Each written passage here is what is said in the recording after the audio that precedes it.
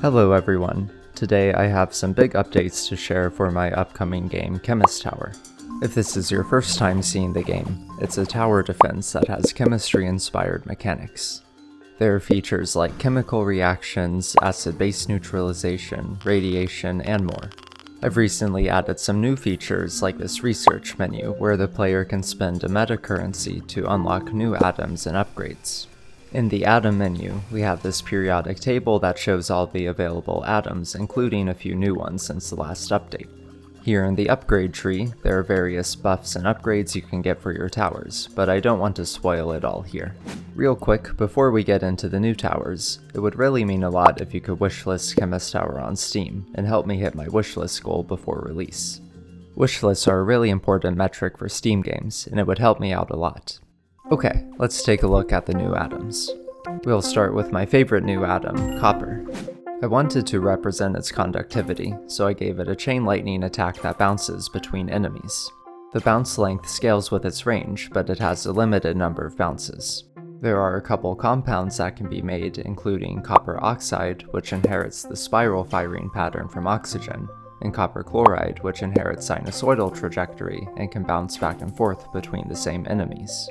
For copper chloride, I colored the laser to represent this cool blue hue that naturally occurs in it. The next atom I want to show off is gold.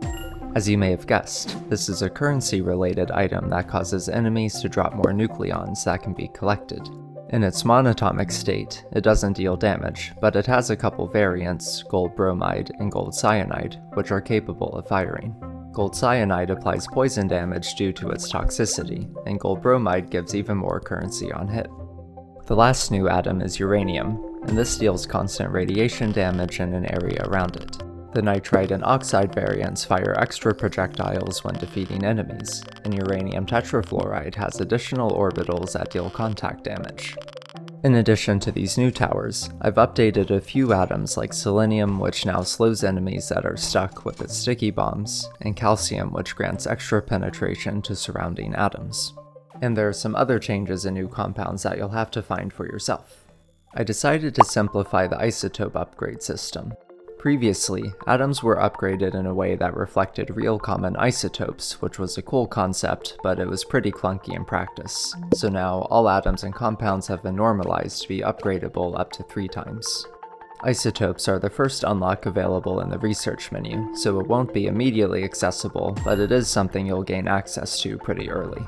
Let's take a look at the new enemy variants.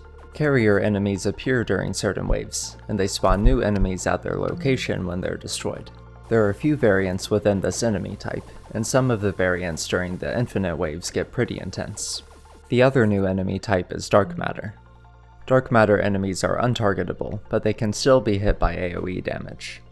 On maps where dark matter enemies appear, there are these xenon generators that are used to detect them.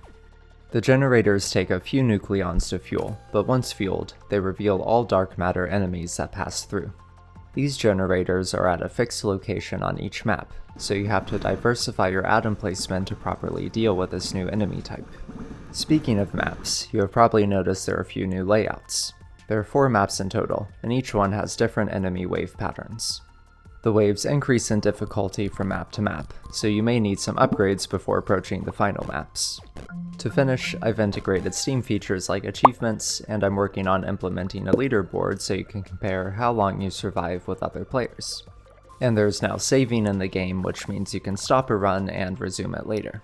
There are a bunch of other small changes and polish that I've done, and I think the game has turned out pretty well. I'm still considering new mechanics post-launch, like temperature zones on the field or some sort of reactants and product system.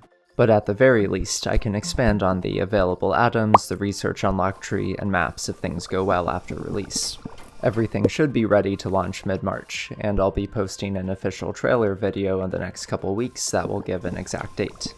Also, I want to mention, I have a Discord that I've been using for Patreon, but I've decided to make it public for the release of this game, and I've actually just made it publicly available, so anyone is welcome to join right now with the link in the description. Thank you all for watching the video and supporting the project, and thank you to my supporters on Patreon. Until next time.